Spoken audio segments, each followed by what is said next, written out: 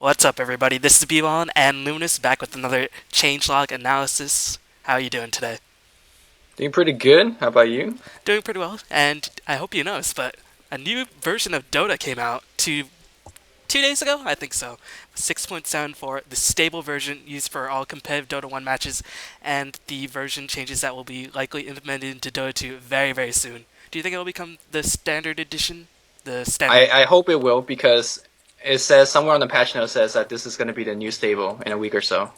Right. So yeah, I'm hoping that the Dota 2 metagame will be changed because there's some big changes here. Yeah, definitely. So I think, we don't want to make this another 2 hour video, but I think a lot of the changes apply to Dota 2 because right now, Dota 1 is not really. I mean, we haven't even seen 6.73 changes in the Chinese metagame at all because they don't release the replays. And then, if you just have changes from one scene, like the Southeast Asian scene, you can't really analyze it. But for Right. Dota 2, because there are so many scenes, you can definitely take into account how these changes will affect the current metagame, I suppose, or how it will affect, captains picking it, which you think seems to hold more weight than any metagame ever would. So do you want to discuss this with intention of Dota 2 as well, or? Yeah, I think that is probably better for the Okay, most sounds part. good. Okay, so first one is Alchemist. Alchemist armor increased by 1. Unstable concoction max damage increased from 120, 180, 240 to 300 to 130, 200, 270, 340. So they buffed his nuke by decent amount, by 40 damage, and they increased his base armor, which has always been abysmal. So overall, they're trying to make him a better laner, and I think, with the 6.73 patch of him having a reduced base attack time and the Goblin's Greed gold cap being buffed to plus 26, which is huge. Uh, I think last time we did this, I said Dark Seer was the hero that was underplayed. Remember? Mm-hmm. And I was like, "Yo, teams are gonna pick him," and he was Yo, like, B-balling called it. "Yeah, I'm the man." And I think Alchemist, I think he might be the hero that is gonna be picked more, if not Batrider. But we'll get to him shortly. But do you think this, along with 6.73, will help Personally, him? I like to see him being thrown in the mix. I mean, his skill set is so good for farming, and we've seen him totally carry the day. He was, the pick of the day back in 6.69C. But I feel like the metagame on for him right now is just not favoring his type of playstyle. He's bulky, he's slow, and I think that's an issue because right now, if we look at the carries that we see, at least in Dota 2 metagame, they're very, very mobile. You think of Anti-Mage, you think of Priestess of the Moon, you think of Furion, heroes like you get around the map very quickly, or get around the team fight very quickly. And I don't think Alchemist is the one. Like he's gonna have ability to farm up very easily, but because supports nowadays are gearing a little bit more for survivability, there's more force staffs running around. I feel like Alchemist, even if he gets farmed, he'll get kited to death by more mobile heroes. So I think teams are not really inclined to pick him up, and because of that, I don't think he's gonna make a big impact in the scene. To be honest, I don't know because pros always favor tanky carries, and if there's one thing that Alchemist does well is that he he's tanks. tanks, yeah. So I think and that with the increased Goblin's Gold cap, um, giving a lot more farm a lot more quickly, having such a tanky, very farmed hero who can defend against pushes pretty well with Acid Spray, it's. I think he might be. Well, that could be argued. Like I used to think that Acid Spray is a great defense as well, but then seeing some Chen creeps with like 1,000 HP, Treants with 550. Um, I mean, those are not easy creeps to knock down. Serpent wards, which are immune to Acid Spray. Yeah, no, I totally agree with you. He's gonna be farm. He's gonna be bulky. It's just the teams. Do they want a bulky hero or do they want a mobile hero? Which I don't know. I'm not too sure which one they favor. All right, that's a fair point. But Yeah, I guess we'll wait to find out. I think he's viable. You think it's not debatable? so much. Yeah, Yeah. not so much. All right, Batrider. Yes, this hero I've been waiting to see, and considering that all the changes are being made in Dota 2, that we're trying to bring him back, like being able to actually drag heroes over cliffs, being able to, see the numbers of the napalm stacks. You still can't see invisible heroes when you stack, but he definitely doesn't need a buff in Dota 1. He's still very powerful. But this is definitely a buff I think geared more towards Dota 2, where they'll keep the numbers showing above invisible heroes the same, but having a better flame break, which is probably his worst spell, only really useful for interrupting TPs and chasing. But Flame Break is now a targeted AoE spell. It no longer explodes on the first unit in a path. It travels towards a targeted destination, does its effect there. Projectile speed 900 instead of 750. So instead of being a sniper, you can actually know where it's going to hit, because otherwise, if you don't hit anything, it'll just keep traveling forward and forward and forward and not do anything. Right, on the I guess in the more beginner level, this spell like made it a lot harder to use in a sense because you're gonna miss a lot more times that you don't miss. But the good thing about this spell in the professional level is that it makes it a better AOE spell, which like instead of targeting in the front, whoever in the front that tanks it, which if you imagine a big push coming your way, it's gonna be the tanky tree and the centaur creeps. But if you kind of lob it in the middle of everything, then the more AOE damage is splashed about. So he increases viableness in terms of having a better AoE. But I'm not too sure whether this is going to be it for bringing him back in the competitive scene. He is a lane destroyer, as we all know, especially when he gets a quick blink dagger. But again, the playstyle Batrider forced him to jump in the middle of the enemy team to initiate, and again, he has to jump through a lot of stuff. So I am a little bit afraid of his survivability, but the new Flame Blake is going to help him to get noticed by teams a little bit more, I think.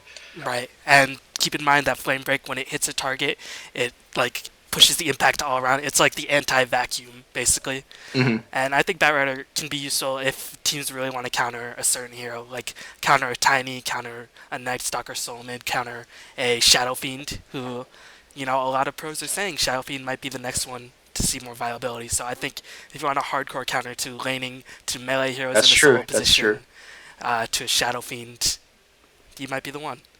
All right. Um, yeah, and the Flame Break, by the way, has a huge casting range, 1500, I believe it is.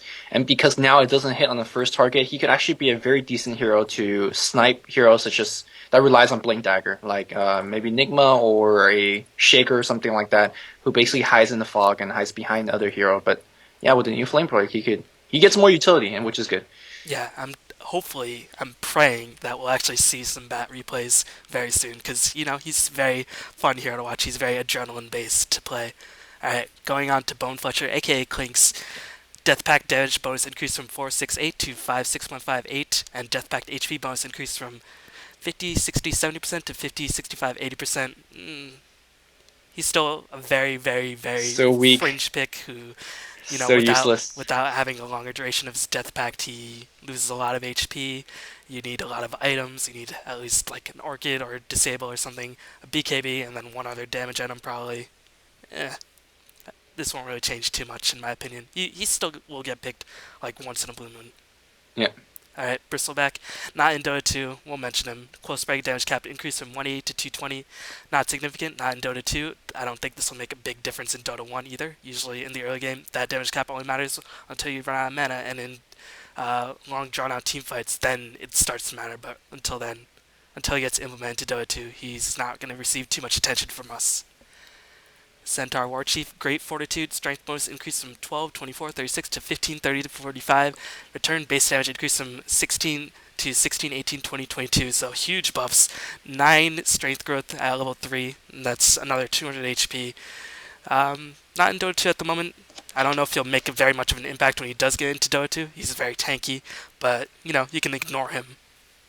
Well, he has the same issue that Alchemist has. He's tanky, but he's slow, and which that's kind of. But the good thing about him is you can actually make him as kind of a. He's kind of sort of like a tiny, except without the carry potential in a sense. Until you get mega stacked. He's a hero that initiates, and you can't really ignore him afterwards. But he was never really picked in Dota 1, and I don't expect him to be picked in Dota 2. I'd like to be proven wrong, because he's a very fun hero to watch. He's a great.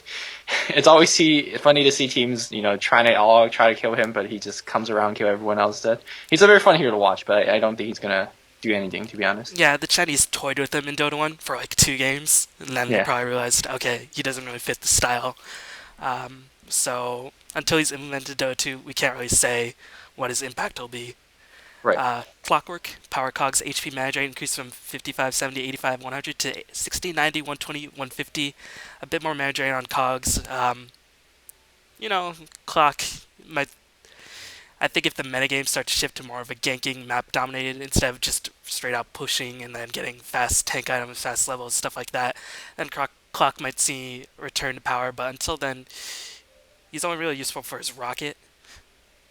And Yeah, I feel like the metagame is just not very favorable to initiators that throw themselves into the fight, such as right Batrider, such as Clock.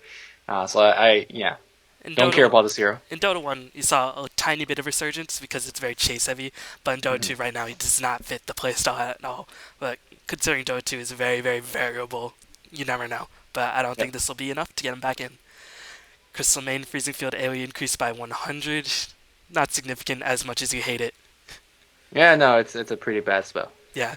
Now here we go. Dark Seer, my favorite pick. I think this is Last thing. the one of the biggest thing that a lot of Yes. people are thinking about for the 6.74 patch. Right. Because Dark Seer, while replica illusions take 300% damage up from 250, while replica Aghanim bonus no longer creates allied illusions. Huge, huge nerf. While replica Aghanim bonus now increases illusion damage from 70, 89 to 100, 120, 140. Oh my god, they hurt. But no longer Now, creates allied illusions. I think when we first saw Darkseer against Navi by fire, they're at the top lane. They put the wall at the ramp that goes down, and then you go back up to get to the tower. They put it at that ramp, and then just ran their heroes back and forth through it, creating allied illusions. And Navi was just like, "What are we supposed to do?" And then eventually the illusions took down the tower. They took down the racks. Completely broken ability. Now at least he's not as turtly. I mean, he's still a turtle-based hero, but it's not as insane as it is. yeah, the old Darkseer with the Axic was actually like it literally could be considered as an exploit. It's literally an exploit. There's nothing you could do when 5 illusion come in your base, and the wall lasts what for a minute? 45 seconds at level 3. 45, yeah, for a long time. And yeah, you kill your illusions, we'll make 5 more. We keep sending in, and that's why they took it out, and for good riddance because that was literally an exploit. But now the new wall replica, a lot of you guys are thinking, oh my god, 140% damage. And you might be thinking the illusion that's created is stronger than the actual hero itself. That's not true No, because they take illusions additional damage, and they don't get the plus damage from items. exactly like you only get damage from your stats. So for certain heroes, it is going to be significantly stronger if you think about your stats carry like Morphling. But for the most part, Crystal Maiden from 90% to 140%, you're not going to see any big noticeably difference. Um, So don't let the number really kind of surprise you there. The damage taken is higher as well, so that's it's hard to say what is going to be a nerf or what is going to be a nerf or a buff. But the reality of it is still very very strong, especially combined with the vacuum. Like it in that case, once you get vacuum into the wall, no matter really if it's 90% damage or 100%, 140% damage, you're still gonna run, right? You're not gonna stay and fight. And in that instance, the 50% extra damage is going to be very helpful in terms of whittling down the team. And also, if you win the fight, then the 50% increase in damage will allow you to racks a little bit quicker, which can be important. Yeah, For but it certain also makes cases. defending right, so you just plop it down on the ramp, and then enemies heroes are forced to run through it to get to the tower. It's Right. still very annoying, but I think this really changes. You don't have to rush Ags because really Ags it just gives you 50% more damage at Is best. Axe even a stable? I don't know. Yeah, I Maybe don't might know. I not be. think Yeah, he's yeah. still a very good hero. I don't know if he's gonna be. He'll probably maybe drop down to um, I think he's a third situation tier. though. I don't Yeah, think he's. I think Navi would not ban this hero constantly anymore after this Axe stick yeah. nerf.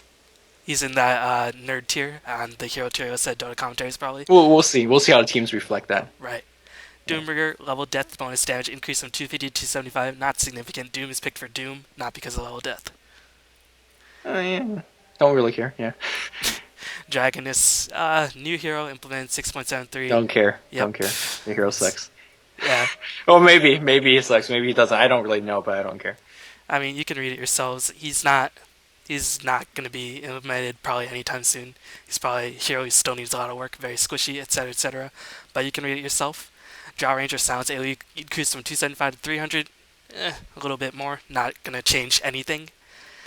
Ember Spirit, not in Dota 2, but he is ridiculously imba in Dota 1 pubs. My god. Literally, like, we tried to record some pub tests. I disagree. I disagree. In pubs, he's ridiculously Yeah, imbalanced, but pubs.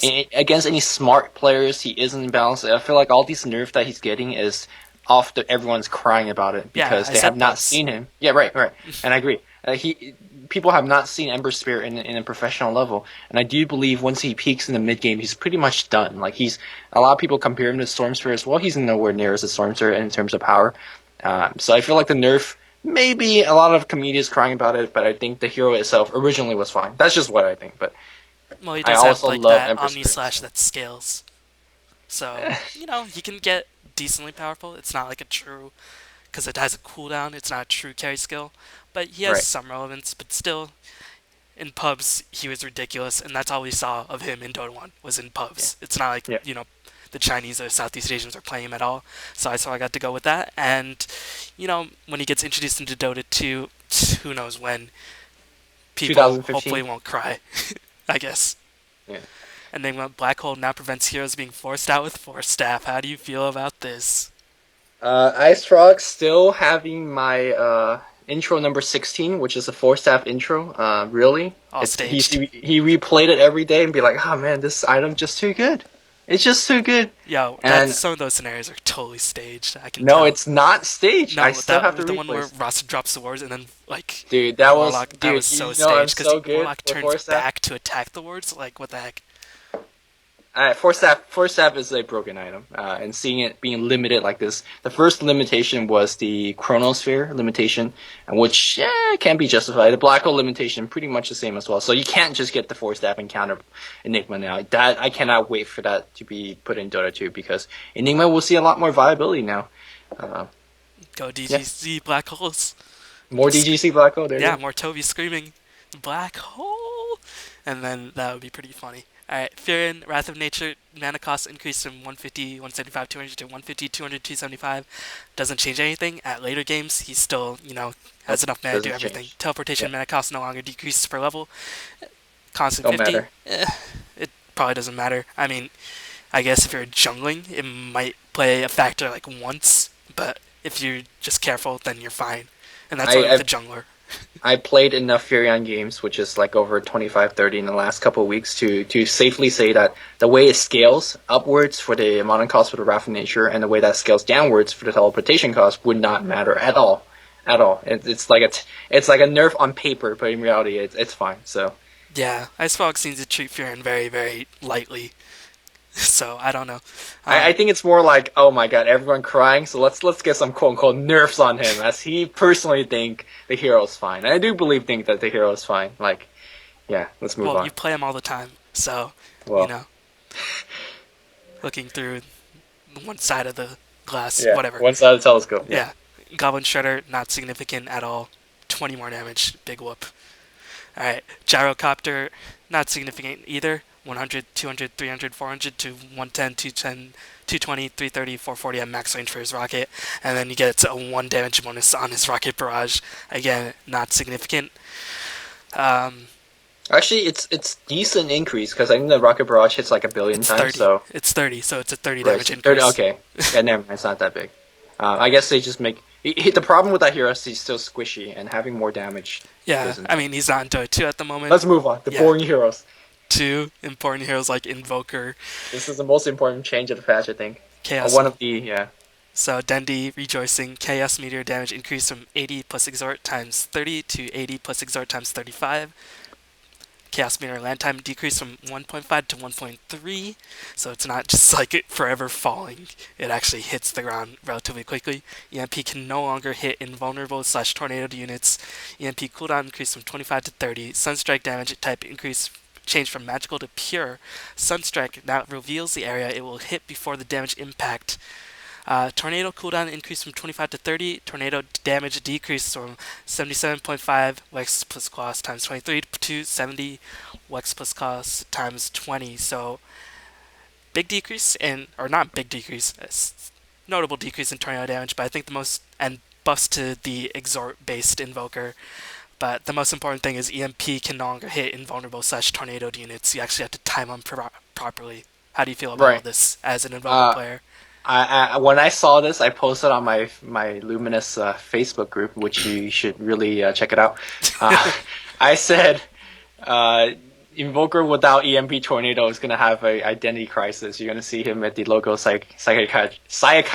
How How do you say that? Psychiatrist. God. Psychiatric clinic. Yes, Psychiatrist, not psychiatric. You know what? Hold on. psychiatric. There you go. Damn, man. You know me. Psychiatric clinic. Or you know English in either case. Yeah, no, it's EMP Tornado is still there. It's weaker now. It has an increased cooldown, which all of them by itself I would not disagree upon. And now you make it not hit on like invulnerable units. That's when I kind of like you can still cast EMP Tornado. The combo is still there, but it just makes it significantly harder. You have to know the hero a lot better, especially when you're going through the mid games when you have not maxed your Wex points yet, when you have not maxed your Quas points yet. Because every time you differentiate the Quas and Wex, they fly in the air a little bit longer depending on your Quas. So you got to know those points very very much so to get those EMP Tornado down. It still is very doable, but it increased the difficulty of playing that level a lot more. I just think that now Exort Invoker is becoming a lot more viable. We talked about the Chaos Meteor damage, and that's great and stuff, but I think Sunstrike damage, Change to Peer, is where it's at right now. Right now, at max damage, Sunstrike does 745 magical damage. Now you change that to Peer. That's like a Dagon, level 2, or not like Dagon, that's a level 2 Finger of Death, global. That's insane! And you get that like level 13 or something like that when you're maxing Exort. That's absolutely insane. Like Magic Missile into a global freaking level 2 Finger of Death. Holy Jesus. I think we had to experiment with this because I remember in reading a thread on Ghost of Games that uh, somebody casted Sunstrike and it didn't reveal anything, and he hypothesized that it reveals for the enemy. I don't know, I don't think it does. but I guess I, it didn't get revealed. Maybe they're gonna change it. I think that the review thing, the only thing that does is actually allow you to see when it hits. It's not any gameplay change. It just allows you to see whether you change your hit or miss or something like that. Oh, I okay. think because when you target it, you can't retarget. Like it just reveals that area, and you'll see it hit or not. So, do you think this changes Invoker's status as first pick versus ban material? It might. It might. A lot of teams picked him for that annoyance of the EMP Tornado. He's right now without the EMP Tornado, teams have to play him differently. He cannot be played as that mid-game teamfight hero. He has to go Exort build, which might be decent. Like it gives him a lot better lasting ability, but then you also have to keep in mind the Quaswex Invoker. A lot of it is his staying power in the lane, like 7 HP regen per second at level 3 with 2 levels of Quas. That's no joke. Now that you don't, I guess you could, if you go Exort build, you could still go Exort Quas. That's that's what Dandy does. You go Exort Quas for the 4 spirits. So he still retains laning ability. He gets a little bit more last hit. He's a little bit more dangerous earlier on as well. So we might even see him played a little bit more, believe it or not, without the EMP Tornado. Yeah, I'm definitely gonna look forward to more variability because, like you said, it's significant, but you can still time the EMP to hit with the Tranos. Yes, You it's can still still viable. you can still play it like that, but he's giving a bit more incentive to play Exort, a little bit disincentive to play the Quaswex build. There was a short period in Dota 1, like when Invoker was first picked up, like at the competitive scene, where he was played Exort first, and Dendy experiments with, or Dendy plays Exort build, but I can't remember what was the change that made Exort build unviable. They just realized how broken Quaswex build was, or was there like a laning, or No, I think they chose the Exort Invoker simply because it really fits Navi's playstyle. Navi likes to destroy tower, and frankly, EMP Tornado, don't destroy towers that well. But when you have 2 Force Spirits, when you have a lot of Exort points for right click damage, that is very helpful. right. So it really fits her playstyle. I when I saw the 6.74 change, the Navi Facebook page issue a new picture. It's like, oh man, Dendy Invoker one version ahead. The joke was, he always played the Exort Invoker, and when everyone else plays Quaswex, it's not like, to be honest, I don't think Dendy's one version ahead. I just think that the playstyle fits them, and now it will fit only them. So that's more Right. power to Navi. Like they need any more buffs, right? Right. Before moving on, I just meant to articulate that in Dota 1, when Invoker was first introduced, basically in the competitive scene, where he was seeing a lot of play with the buffs and stuff he got, Exort dominated for a bit, and then they switched to Quaswex. I couldn't remember what changed, probably because Quaswex was ridiculous at that point in time. That was what I was trying to articulate before. Sorry, I It's okay. totally It's okay. Speak English better. English, my fourth language. My bad. Ugu being second, of course. Yes. Alright, Juggernaut. Okay. Omni Slash now gives Juggernaut 200 flying vision during its duration. Can't get fogged while you're slashing. That's basically it. Keeper So of the... Huh? basically no more WoW Dota juked up the hill. Basically, is that what that translates to? Yeah. Yeah. Keeper of the Light. Mana Leak. Stun duration increased from 1.25, 1.5. Not in Dota 2. 0.2 second stun increase at level 4. At level 1, it's 0.05. Not significant. He's still a fringe pick when he gets introduced, etc., etc. Whoa. Okay. Now, hold on. Keeper Light, I got a soft place in my heart for this hero. So I want to spend like 2 seconds talking about this. They keep increase, the all the buffs here are freaking huge. Especially the recall. 40 seconds to 15 now allows you to recall at least 2 or 3 times during a single ultimate, and we're gonna see some type of crazy push strat with Keeper of Light and Chen. I call it right now. You heard it here first on B-Balling channel. We're going to see some Holy Persuasion into Mass Recall. You get instant heals, and then you get the Mana Chakration, you get the Hand of God. I'm calling it right now. Navi's going to be doing that stuff. That's He's pretty gonna broken, be when you broken think when about he- it. Like, if you use a very intensive mana hero like Queen of Pain or something like that, Yes. that's pretty broken. Looks like, replacing that Darkseer pick I called, you're going to do this one. Keep the Light. Changing Whenever the he game. comes in Dota 2, it's going to be huge impact. And of course, Blinding Light, a lot of people underestimate that spell as well. Now allows you to cast a couple more times. A lot of evasion, a lot of AoE effects. So Keeper of Light, I mean, he's big. He right now is going to be unnoticed, but when he comes back, I'm going to be screaming for Coddle picks.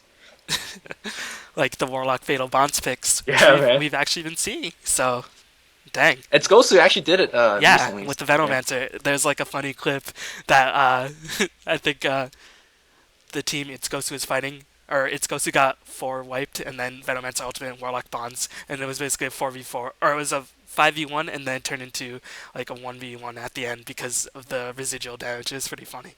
Yeah, if you want to look at that clip, I think just YouTube search Dignitas versus It's Gosu, and it should come up. Yeah, Roshan fight. Yeah. So, yeah, of course, if you want to look at the Keeper of the Light changes, that's 6.73. You can watch my other video on that, or you can just, click the link on Play Dota. But those are the other changes in 6.73. Kunkka, Turn AoE increased from 200 to 215, X marks the spot, cooldown decreased from 20 to 16, Ghost Ship stun duration increased from 1.2 to 1.4. A lot of buffs in the last version, very sort of minor buffs. Now he gets even more buffed in this version. Do you think all these buffs, you said last version that, buffs to Axe and Pirate were for mainly the captains to say, oh, look, this hero got buffed a lot, let's try to pick him in. Apparently, those buffs weren't enough for them to say those things, so hopefully another round of buff will allow them to do things like this. But, judging from how little the last buff said, I don't think... Well, Axe is picked, like, once, very rarely now. Navi don't count. Okay.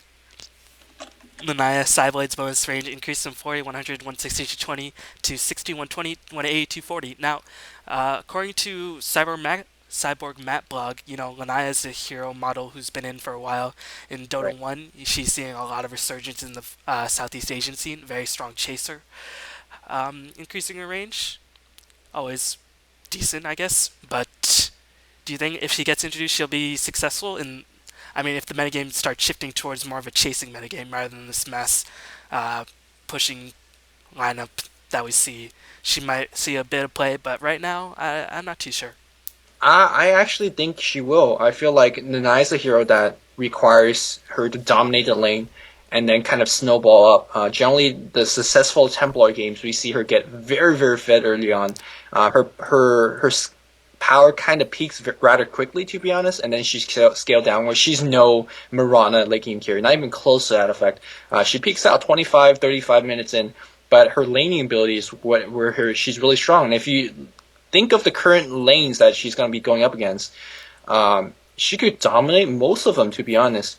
Now, of course, this is kind of not the same as Dota 1 solo mid situation. In Dota 2, we see a lot of dual lane mid, which can shut down Lanaya. So, in a sense, teams have to be very careful in terms of pairing her up. If she gets a free farm lane, if she gets a level advantage, she can dominate game. In terms of adding her into the Dota 2 scene, I do know for sure one team will be picking it. Of course, that's Infuse. Wagamama is very famous for his Templar Assassin play. So I know one team will pick it up for sure. Whether it's going to be a widespread thing, then, I don't know. Right. I know Loda used to use Templar Assassin a lot back in the Okay, day. so there might be two teams then. Right. Alright, Legion Commander, gonna skip over this 0.3 second increase to his passive. Not doing Less too. disrespecting people. Yep. Less backhand. Yeah. Dang. Lina Inverse Fiery Soul attack speed bonus. Increased by 10% at all levels and 1% Cool movement story, speed. bro. Sorry? Cool story, bro. Thanks. Okay, moving on. Lion. Voodoo cooldown increased from 13 to 15. Mana cost increased by 15 at all levels except for level 3 and 4. Voodoo duration increased, so they basically increased the cooldown and then increased the voodoo duration. Yep. Does that change anything?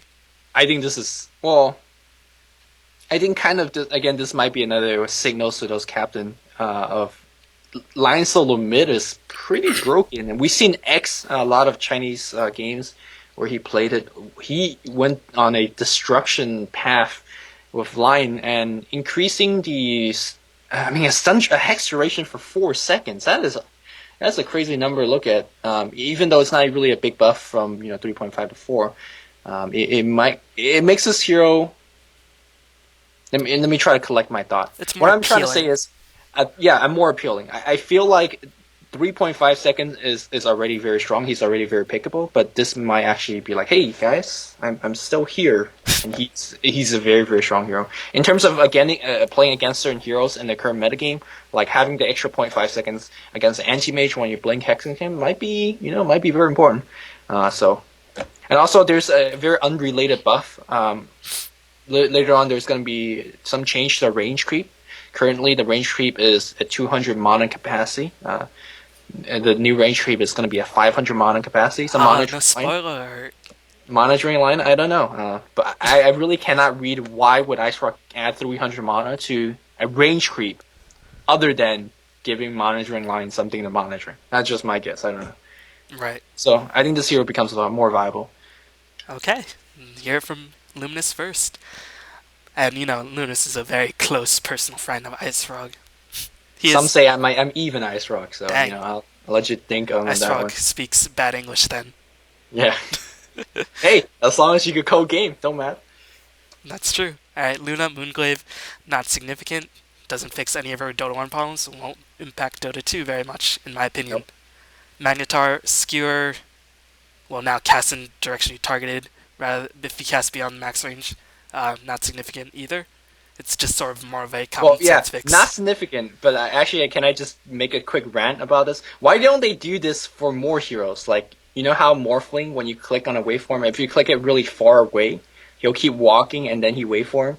Or for like, what's that hero? Void, with his time walk, if you click really far away, he'll walk towards a certain point and then he time walk. I think this will be a very useful thing for a lot of heroes. Because it makes it a lot easier to cast. Shockwave.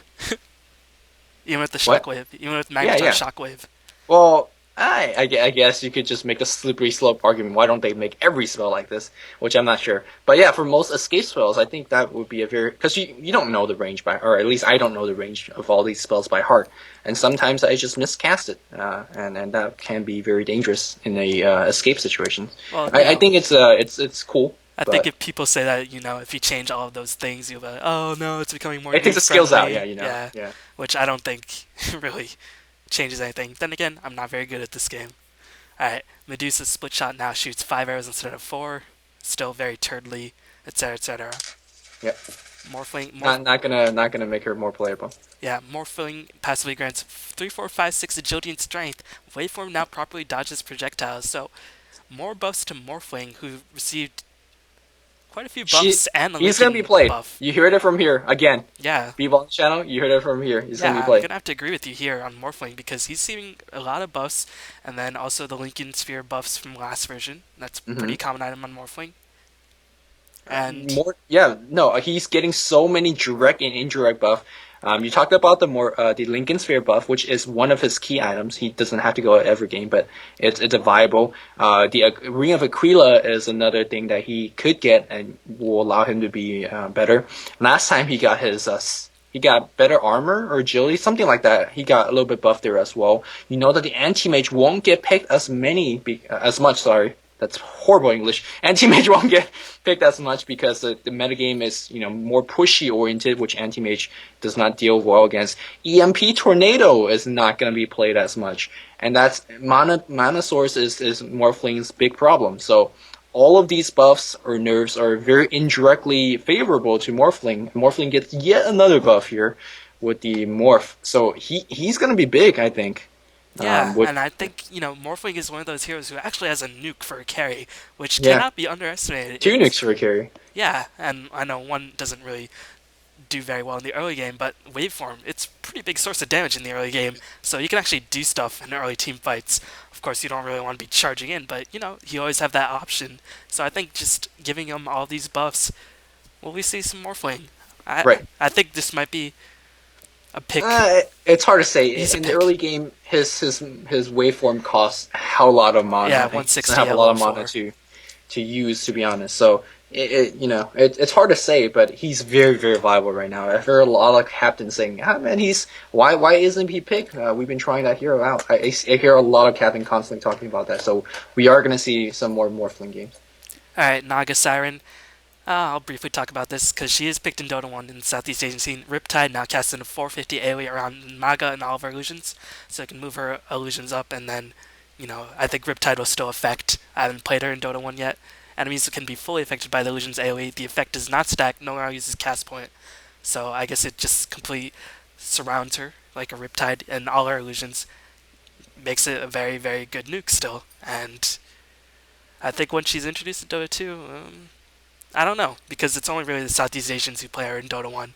I don't really know how she'll fit, and she's not even coded in anything, so I guess we're not going to find out for a bit. Yeah, I don't know whether this is going to be a nerf and a buff. To be honest, I really like the Riptide where you can target it wherever you want. Now, I mean, in numbers, increase the AoE because you have the 4 illusions and it's 450 AoE around all of those illusions. But to be honest, when you're having your illusions around, generally you box drag them and you right click a single target, right? And 400 AoE of that very clump target to be honest, isn't that big. So it's hard to say whether Riptide has been nerfed or buffed, but I think it's somewhat nerfed. I still like the fact that you could target it to whoever and wherever you want. But that's just me. Yeah. Alright, Nerubian Assassin, another hero seen in Southeast Asian scene. Earnest Storm will be reused for a future hero. You get Spiked Carapace, you can activate it, and if you hit him while it's activated, you get damage reflected, and you get stunned, so very defensive spell.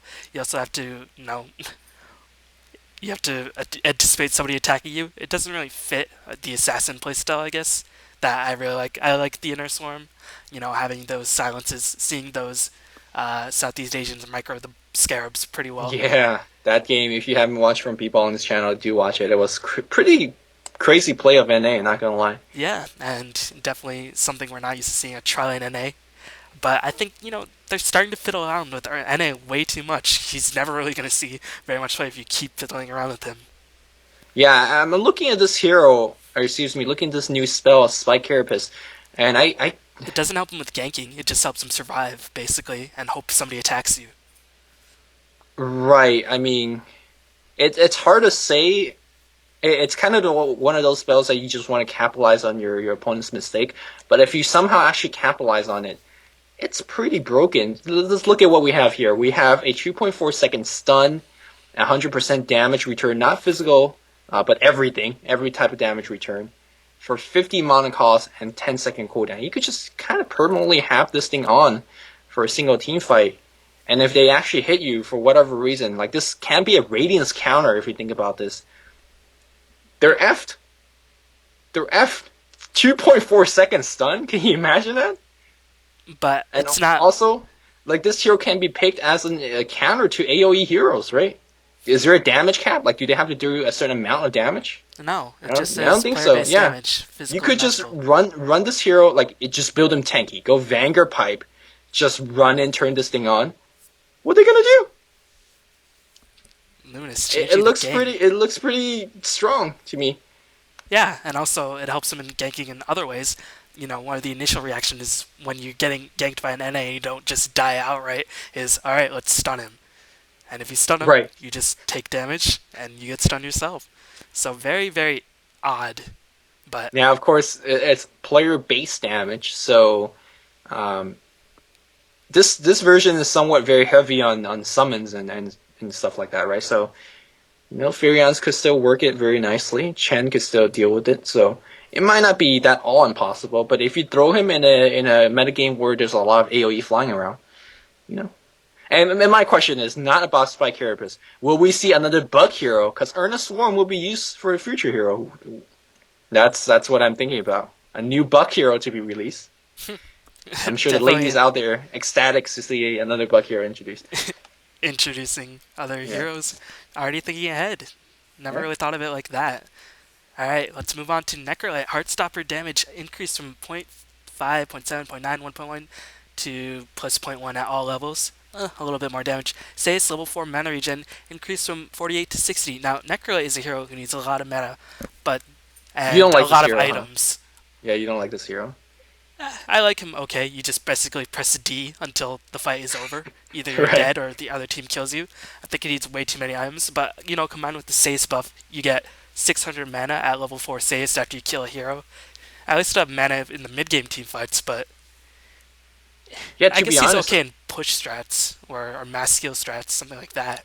I don't know why teams don't pick him. He's really fitted towards the metagame that we're in. The tanky pushing kind of thing. He heals all your creeps. It's good. We might see him a little bit more again. Anti mage on the decline. EMP tornado on decline. So again, he protects his mana pool.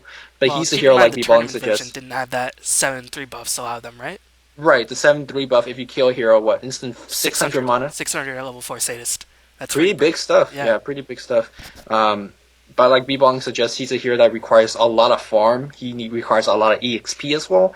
And in pushing strat, you might not get the time to get all of that. So, I still think he's a very viable pick. In fact, think I'm he's still viable. scratching my head I think he's why viable. teams are. Yeah. Alright, He's a Ogre, good hero. Magi, Aghanim Scepter. You get another head, and you have another skill. Well, he already has another head. Right. Or In more than one way. your other head can actually cast other spells. Gets a Right. Fire Blast, 275 damage, 1.5 second stun, 20-second cooldown, 400 mana cost. It can trigger multicast. So you cast a Fire Blast, and then you can cast another one, and both of them have a chance to cast multicast. Yes. 400 mana cost is pretty big, but by the time you have Ags, you probably can Right, afford right. that. Pretty good disabler, and I'm surprised he's not in Dota 2 yet, considering he seems like a pretty easy hero to code because he's very simple. I think the art But department is where a lot of the heroes are very coded, but art is where it's lagging behind. Which I don't blame Valve. They all, they pay a lot of attention to the cosmetic. The hero voice work, my god, is golly. yeah, So it's understandable they're taking a long time. I do like the 400 mana cost. At first, when I first saw this spell, like 400 mana cost on a very spammable spell, is this too harsh? And I thought about it. You know what? This is an Aghanim Scepter upgrade ability. You are going to having the boosted mana pool, and the fact that it could multicast sounds very broken. So I think it's fair. And you're going to have mana regeneration item by then anyway, so it should be okay. yeah. I mean, even in the late And it's only stages of Dota 1, we saw Ogre a couple times, very tanky support. Even we saw Ogre be the primary farmer in a lane sometimes. So he has a place. He has a Yep. place in the game. Alright, moving on to Phantom Assassin. Cast range increased to 1000 at all levels for Phantom Strike. Cooldown decreased to 14, 11, 8, 5. Doesn't change I don't much know, about man. PA. I don't know. I might not make a bold prediction. Here's a sort of bold prediction. She's gonna be the next big carry. If I'm wrong on that, you're gonna see me playing her pumping on Lumi a lot. But what I'm trying to say is she's very very viable when you build Phantom Assassin. When you build PA in lane, God, when you build PA in lane, before you either had to choose dagger or you had to choose blink because blink very early on has crappy cooldown and has really long range. Now you could put most of your points into the dagger, which is going to be very very helpful in terms of last hitting. It gives you basically range last hitting, and the mana cost is low enough where a single Basaze will actually help you support. And having this Blink Strike upgrade makes her a lot easier to build. Blur is a very, very strong spell already. I think she's going to be the next carry. I don't think so. I think No, man. no. I I think think this is one of the bold predictions I have to completely disagree with you on. we'll She does see. not have what it takes. She's squishy, and she needs items. She doesn't do that much damage until you get a lot of experience and no AoE. I don't She's think one she of the got it. few carries in the game that could actually help her team to get a kill. In a sense, like if you think of her in the same situation as an anti-mage, right? Playing that dual lane mid, or maybe a tri-lane bot, or just a dual lane bot. Like if you have a Crystal Maiden and a Venge babysitting you, there's a lot more chance for actually to get the kill because the Siphoning Dagger, very long range. It's a very viable slow. So I think her offensive prowess early on is very, very scary. So I think she's going to be a carry. B-balling disagree, I which, do disagree, and I think you just want to see phase Wood's PA because nobody No, will I ever don't get think phase pros will Wood's build PA. phase to PAs because they have no balls on that. The, But the call out by but the Luminous. call out by Luminous, of course, more hate mails to answer to Melk and Co. after this session. But Alright, Priestess of the Moon Moonlight Shadow decreased from to 20 seconds on a level. You know, she's still very strong, yeah, strong pick she's already. getting So buffs. yeah, She's getting buffed, and she's one of the most picked heroes in the game right now. So whatever. Puck Ethereal Jaunt now dodges projectiles. Phase shift autocast removed. Phase shift mana cost removed. Phase shift level 4 duration increased from 3 to 3.25. Aghanim upgraded Demon Call no longer increases the mana cost from the base spell. So now, even if you're out of mana, you can still use phase shift, but Pretty you big can't stuff. just if It's huge, actually. if like a lion blinks in with an impale for whatever reason instead of hex or something like that, then you can dodge it, or you Yep. can't autocast dodge it anymore. So you got to be careful of blink initiators. I think a lot of new pugs are crying about it because autocast is pretty good when you're in the lower level, where you let the computer handle it for you. But in terms of the hands of the pros, I think they're fine with this change, removing the mana cost, which is absolutely huge early on, especially when you imagine Puck on the long lane. He just needs every bit of mana to spam those illusion orb, and having Puck cast his face shift for free, you're gonna see a lot of pros take it level 2 and just avoid range attacks for the heck of it because they can. It's free. So I think this is a huge buff to Puck. Yeah, definitely very very interesting. I don't really know if it was worth needed, but um, Or she's not pick right now, so it could be argued. yeah, I guess so. I guess it made it you know, a bit more pro friendly, I guess, having the autocast removed. I think gives them another dimension of laning ability that a lot of people are ignoring. It's That's pretty true. insane in my opinion. That's true. I'm gonna have to give it to you there. Alright, Decrypify cast stage increased to 700 at all levels, and life drain damage increased by 20 at level 1, 10 at level 2. So, eh. Pugna is basically picked for his ward and his mass pushing, and he's not really picked, you don't have to run so far as to you don't have to run right next to him if you only have level 1 Decrepify. You can stay a little bit further back and get that Decrepify off, but you still have to run right next to him for Blast. This doesn't change Pugna in any way, in my opinion. Except make him like a slightly better ganker, I suppose. Yeah, I guess. Makes friendly heroes easier to gank into a lane. I picture him in the lane decryptifying and eventually runs in for a stun, something like that. I guess 150 increase on the range of Decryptify is helpful in the sense. Decryptify gives you the slow as well, so it helps you chase a little bit better in a sense. Decent, but yeah, like you said, you picked him for the blast, you picked him for the wards, to be honest. But this is very viable to leave the Decryptify level 1, which most pros do. So it makes Pugna definitely a more viable hero in that sense. Also, how many times are you life draining hero and they escape with like 30 HP? There you go. Dang, life drain. OP spell now. Gonna call it. Alright, Queen of Pain, Shadow Strike initial damage increased from 50, 70, 70, 100 to 50, 75, 100, 125. Shadow Strike is already a very strong laning spell, They just buffed level 3 and level 4 by pretty decent amount over the duration. I I cannot think believe I think at it. max level before it did like something like 400 or something like that magical Let me damage check. Let me check right now. duration. But yeah, I can't believe that the old scale was like this. That scaling looked ugly. It wasn't even a scale. From Yeah, 2 to 3, just like, oh, and we're nothing actually happened. seeing decent amount of Queen of Pain pick. Not just from Mouse, but also EG. I think picked Oh, once, stuff like that. that's to make sure that we're on the same page. This is the initial strike damage, the poison Oh, damage. right, So right, right. right, so poison damage still retained. So at level 4, this is 125 Yeah, that's what initial I meant. damage, and then 60 damage per duration, and then it slows. Like every time you level up, it increases slows by 10%. So it's actually this is not a change at all. It's not even a buff. Why are we talking about this? The strike damage early on is no, Yeah, whatever. 25 extra damage, level Okay, 4. calm down. Why are you muttering Magically to reduced yourself? by 25%. Calm down, sir. Muttering to yourself angrily. Yes. I thought I was like, oh man, 125%, No, I 125 didn't per mean second. that. That's like No, broken. What no, is? no, no. That would be insanely broken. Yeah. Alright, Razor, unstable current damage increased 40, 60, 80, 100 to Okay. 40, 70, Whatever. 100, 130. Doesn't change much. No. Move on. Shadow Fiend. Necromastery now gives 6 souls for killing a hero instead of 1. Dang. Yeah. Necromastery soul count decreased from 8, 16, 24, 32, 12, 20, 28, 36. I hope we see more Shadow Fiend play just so I can see more Batrider play in general. Uh, it might seem like a lot from 8 to 12. Which it might. I'm thinking here. This new change from Necromastery, we might see some the skill build of Shadowfiend might change from Necromastery to Raise at 2 and 3. It used to be Necromastery Raise Necromastery and then Raise, right? Hmm. Yeah, we might swap out level 3 on the spell. It's definitely viable if you think about it like that. I think most greedy player would still go with Necromastery at 3.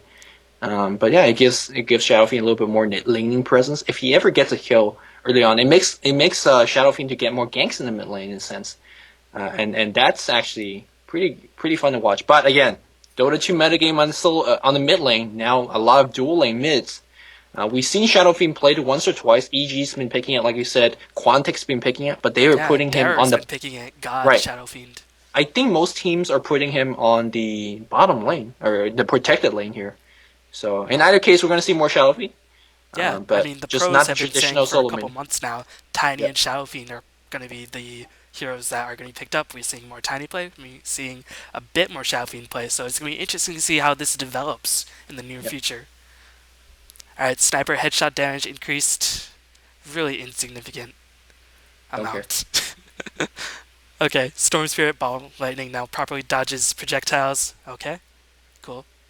Techies attack range increased from 650 to 700. Oh my god, broken BBQ. WTF. Waga Mama, the only professional player that actually plays Tekken in real games, was raging. Why is Tekken not in Dota 2 yet? And I'm also asking why. I think Tekken is such a fun hero to play with and play against in pub. Play So it. I'm just Play play it in with? pub. Are you serious? Play Playing with with the and techies? yeah, I mean it's just so fun to just jump on the techie and you know he's gonna be dead. You No, try if to you're if when I suicide to when you do say it. playing with, that means like he's on your team. Oh no. Playing again, sorry. No, playing with as you're playing the techie, that's really fun. Oh, Playing okay. against techie, you could You just see, playing play as for techies, playing yeah, with playing techies as techie. Sorry, is this so is like bad. this is not a 6.74 change log. This is like b-ball and teaching Lumi English, which You have much to learn, my disciple. All right, Troll Warlord Battle Trance. I forgot Tinker. Oh, my bad. But anyway, Troll Warlord and Yeah, Tinker yeah. No, marching. I don't think any of those heroes, any of those trolls, deserve any mention. Yeah, Tinker's a goblin, dude. Get it straight. Oh, Or sorry. actually, in Dota 2, I hate that model in Dota 2. My God, it's so weird. It's one of the actually worst looking Yeah, model. Viper. He's not that sleek blackjack anymore. He's a big fat green dragon. I don't like that model either. But poison attack is buffed slightly to do more damage, and it is lethal. But still, The problem was that it wasn't lethal. The problem is that Viper is slow as heck. He has 285 move speed. So if you do get poison attack on him, then you're gonna chase him anyway down to the end of Yeah, the problem is getting that initial poison attack on him, and exactly. the problem is that he has no viability against AOE. Yep. The problem is not poison attack, or what is it? The poison attack not being lethal is that Viper itself isn't lethal, so hero kind of suck. Well, actually, Second best hero in the game, counters Ursa, BKB. pretty much. So I retract that statement. Right. Visage? Visage, Familiar's armor increased from 0, Yeah, who 0 cares? 1, 2. Some small buffs. I want to talk about Visage a bit. Do you think he'll see any play at all when he does get eventually released? I don't know. Once he fell out of the trialing stage, I've not seen him since. I don't miss the hero. He's, in a sense, he's very boring. He lacks any AOE. He's, you know what? I'm gonna get nergasm when I see some pro play it and play him global, which he should be played as a global, as a familiar. He can be played as a farming utility. Go for a quick pipe or vanguard or mega, whatever he needs to go for the team. He can be. He has some strong lane domination spell, especially in a team fight where AO spells are flying. You are gonna get a huge nuke every single 4 seconds. If you look at it like that, but he's still single target. He still doesn't have any stuns, which I don't miss him if he doesn't come back. But Yeah, hopefully he will. does get countered. Like if you see a Visage, you can just go, okay, we'll just switch up our lanes, basically. Yeah. So that his nuke isn't as insanely powerful. I just thought it would be interesting to see, having strong summons, having a very powerful lane nuke, having innate takiness to see how he would fare. He's a decent chaser as well, but he doesn't really do anything very well except that nuke. Yeah. But other than that, like his other things are mediocre at best. Yep. Warlock Infernal's permanent immolation damage increased from 20, 30, 40, 30, 40, 50 per second, and Shadow Word duration increased from 8 to 9 seconds. Warlock picked for his fatal bonds, but I'm going to maintain it. Warlock, when he picks up Ags, is literally like game changing. You're going to win the team fight when you pick it up. Yep. So, The immolation now doubles that, or because you get twice the increase. You get two Inferno, and those immolation does stack. But yeah, Fatal Bond Upheaval is actually a pretty decent spell. I think a lot of people are overlooking it as well. yeah, people are starting to toy with Warlock as. Yeah, it's Gosu, as predicted by Luminous. All right, twice. Calm down. Self EP-ness. It's like it's like your axe being picked up. It's just been twice so far. Yeah. It's not like my Darkseer prediction. Dang. Well, come on. I agree Darkseer was viable as well. But you didn't agree with Warlock was viable, so whatever. You mad? No, so I'm right, you're wrong. Anyways, Animal Couriers? Yeah, 150, 170, 150. You know. You know what I think this is? It's so people will buy it. Buy it. But you know what makes no sense, right? Because most people think, oh yeah, we have a courier on the team. It don't matter you have a courier on the team if you don't have a flying courier. And I think upgrading the cost of the flying courier just totally removed incentive from actually upgrading. I'm just saying. No, usually a lot of the problem is getting somebody to buy it in the first place rather than buying the courier. Well, actually, Dota 2 pub games lately is actually surprisingly very good. Like people actually buy couriers. Right. Dota 2. So actually, it helps out the supports a little bit more. Yay for love for support, because now for the extra 20 gold, you get a clarity. Normally, you just have an odd 30 gold sitting in inventory. You're like, oh, no, I can't spend this on anything. But now, yeah, you could get a clarity. And really, branch counts 53. So. Okay, I thought you said 30 odd gold. I don't know, but yeah. I guess more incentives for public players to buy couriers in general. Yeah. It's better to have a courier than to have nothing at all, in my opinion. So, Bloodstone HP regen increased by 1 to equal the sum of its parts. Who cares? Oh. Very flawed conceptual item. I think we talked about it in the last discussion we had. So if you want to watch that, go to 6.73 analysis. Ethereal Blade, best time in the game. Etherblast, slow. Why is it getting buffed then? Increased from 60% to 80%. Yo, that guy is slow as heck. It's like being orb blocked by a Viper. Yo, so my question is, why do we get Rod of Ados? Doesn't that only give you 100% slow? It gives you 50% slow for 4 seconds. And 50%? Are you sure? 50% movement speed slow for 4 seconds. So this actually slows more, right? Mm-hmm. So why do you get Rod of Ados again? Because Ethereal Blade is for agility heroes. And I beg to differ. Have you not seen in QoP no, I saw getting that. I Ethereal casted Blade? that game with you. Have you not seen Furion Dagon 5 Ethereal Blades? Ah, come on, man. Anything but agility hero gets it. Well, nobody So gets Rod of Ados anyway. exactly. So Ice Rock, get to it. Scotty, cold attack slow duration increased from 2 to 4 to 3 to 5. Doesn't change that as an abysmal build up and is really expensive. Have you But, ever seen a melee hero get IR Scotty? Just wondering. I think I saw once maybe an Alchemist or Lycanthrope got it. He's very slow when you get hit by it, but Why would you spend 7k item on a slow item when you could get like SMY, which builds up a or lot you could get faster? an Abyssal Blade, best Or item. Abysmal Blade, yeah, you know. Also 7k, and you can if you're a melee hero, you can cast that 150 second or 150 range spell. Dang, broken stuff. Flying courier cost increased from 200 to 220. Already went over that. Milner's Stack Shot can now be cast on non-hero units as well, like Infernals. Pretty? Cool. Yeah, pretty cool. I never thought about Inferno until it told me, like 2 seconds after. Yeah. Put it on a Chen creep? I don't know. Put on the Centaur creep, you can't attack But it. come on, like mostly you just put it on yourself, so Yeah, whatever. or you put it on the tank. Tranquil Boots can now be disassembled, thank God. Oh my Yes. God, Ursa. Ursa's everywhere are rejoicing and be able to buy Vlads and stuff and boots rather than getting Tranquil Actually, Boots. I'm thinking because of this change, I would actually get it for the early game. Like, Yeah, can you I think of mean, Ursa's getting it, or maybe Windrunner, because you need a component for Phase Boot, the Ring of Tranquil Ring, and Mecha, right? Like mm, all of those. Yeah, but yeah, the boots still suck. The only reason you get it so you could disassemble it later on. So you get it that's for. just my personal belief on it. Maybe if you guys don't think it sucks, I I'll think more people power didn't to you. get it is because it can't be disassembled.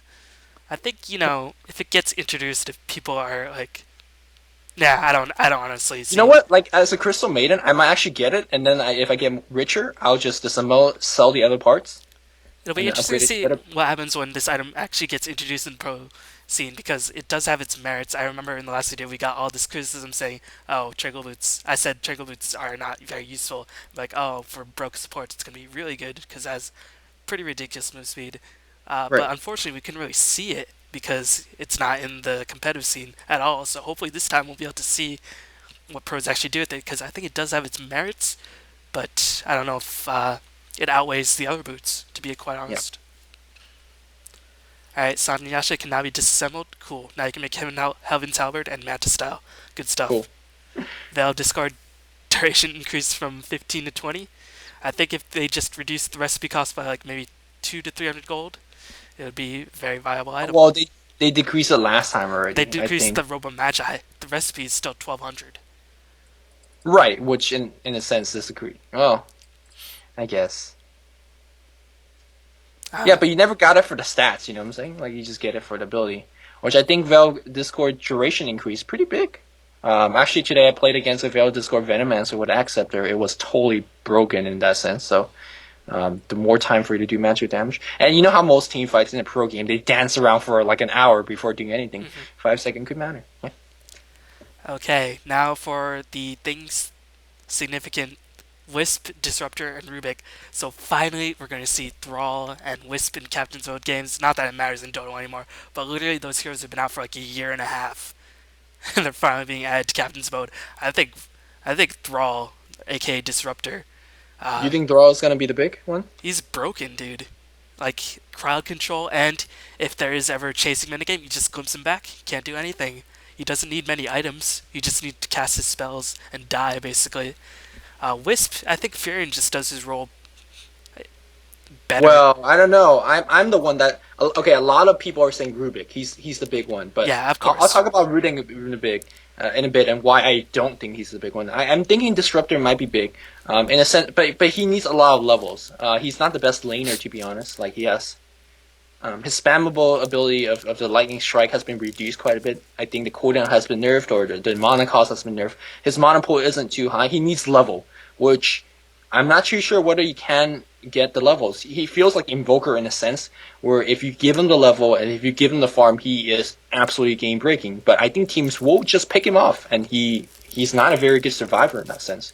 So I think he will attract a lot of ganks, and yeah, I think. No, I think if you play him like similar to a dual lane or trial in AA or something like that, But he needs levels.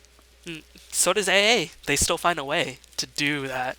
I mean, I don't like Well, it how they put it, but I think yeah, Disruptor I can is see that just coming. I can see a like a support disruptor. Yeah, like you know, having a kinetic 3.5 feel. second trapped in the circle and then having ridiculous AoE silence due to you. And if there is a time for chasing, Glimpse is pretty ridiculous. I see it. I see it. Yeah, pretty big. I think Wiz. I hope Wiz is the big one. Like, you were saying that I he has a global TP, but not only does he TP himself, he TPs teammates as well. Right, and you Now, get that tether stun, which is pretty good for initiation. You get that I extra move speed. I I've just seen sort of some. remembered how good Wisp was. Yeah, I've seen some crazy close saves. Like you have your teammates getting completely owned up. You tether immediately TP back. Like seeing crazy stuff like that. And Humana tether increase healing for whatever Wisp is getting. So if you arcane boots with Wisp, your teammate gets double arcane boots. Pretty insane. If you get Mega, they heal for instant 500. Can you imagine a carry getting 500 extra HP in a I team think they're fight? gonna fix that if he gets implemented Dota 2. That seems a little bit too broken. Well, I mean, the hero itself suck, right? Like you're basically playing 4.5 against 5, Hmm. because by himself he doesn't do anything. So um, he's a hero in the hands of great players. I'm hoping Dendi will play him like that or something. It's gonna be crazy. And now And the yeah, hero that everybody's gonna cry about no. is One thing sorry. that is barring Wisp from going into the pro scene, I think, is because when you TP on the minimap, enemy will see where you TP, and pros are always looking. So I And think if you that's TP too far away, like in the fog, then you only have right. like 5 seconds to get to do everything. Otherwise, you Exactly. leave your ally behind, basically, unless you'd re-tether. So you're So talking about Rubik. yeah, You Rubik, were. If I cut you off, sorry. the hero that everybody's gonna QQ about, basically, next to Lycanthrope being introduced. Rubik, I don't think he's gonna get big. Maybe I'm just missing it. I think you're just missing it. For a couple of reasons, I don't think he's gonna get big. The heroes that have game breaking ultimates, which you're gonna steal. Think of your Ravage. Think of your Chain Frost. What else? Anything? Wall of Illusion, Black Hole, all those heroes, right? Pros will find a way to cast another spell immediately after. They Yeah, will Tide learn Hunter to has that cast short another second spell. cooldown, Anchor Smash. Yep. Enchant Totem for Shaker, Surge, anything. Just cast something. I'm sure pros would actually leave a spell in reserve to cast. So they're not going to allow enemy teams to steal those game breaking ultimate. If they are allowing the team to steal that ultimate, then that's that player's fault, not because Rubik's strength. Um, in that instance, you're not going to be stealing some game breaking spells. Now, there's still a very good spells you could steal, like Shackle Shot. Can you imagine that being stolen? Oh my god. So it's hard to call, but You he's said another hero that requires a lot of EXP. He's very gankable as well. So, it's hard to call, but I don't think he's going to be that huge. I don't think he's going to be that huge. You first said you don't think he's going to get picked, which I said I disagree with. I don't think he's going to be like first I ban, said first. big, not picked. I thought you said picked. My bad. I He's going to gotta get learn picked. to understand English. Obviously, my audio comprehension, nah, it's top Pretty level. low. Pretty low. I'm sure everyone listening to actually heard big, not big. Yeah, but what were we gonna say? Rubik. Yeah, he's gonna be like first pick, first ban for like maybe a week if he does get ever introduced into Dota 2, or when he does, and then He, people will start figuring him out a bit. It's more of that unknown factor and how I mean, teams can exploit him. a lot of people, when you think of Rubik, you think of his ultimate, obviously, and his laning ability with the whatever that shock is called. But his mid game extension is not too bad, to be honest. Think of his passive. It's like a pipe for your team, right? Hmm? Something like that, and no field. That cannot be ignored. I think a magical. He's the only hero that gives you something like that. So especially if you're going for somewhat a push strat, he's not bad of the no field. So he has some viability. So I was really harsh on his ultimate, but as a skill set of his hero, it's pretty decent. It's hard to call. We'll see. We'll see indeed. Courier death team bounty can only trigger while no couriers are dead. At first I was like, huh? But now it's for if you want to get multiple couriers. That's basically it. So if one courier is dead already, and then if there's a second courier and you kill that one, I don't think you get the bounty for that one. So Right. Pinoy is everywhere rejoicing. Multiple Dota Crow. Right. Okay. Courier team death bounty Do they increased to really need to do that? 175. Sorry? Do they really need to do that? Increase the bounty? I know. Whenever somebody sees a courier now, you just immediately ignore heroes and you just You go for it give up first regardless. blood to get that freaking Yeah, fury like kill. would you rather give up 450 I gold and a little bit of experience? You get experience for killing the courier anyway. You get 600 gold now, and now you get even more. Dang, You get 700 gold now. 750 That's gold. My yeah. bad. 150 Is it times seven? 5 is Yeah, 750. 725. Yeah, so now it'd be Seven, 875. It's ridiculous. no, it will be 725. No, 15 times 5 is 75. Okay. 150 times 5 is 750. So And now it'd be then 875. that's what I said. You No, I totally said something else. Aren't you gonna be a math teacher? My God, why do you Yo, suck? man. Yo, man. All you don't need to do. Okay. Anyways, this is like getting close to tower. Tier 1 tower is 1,000 gold. Now we're at 875. Was it? Pretty.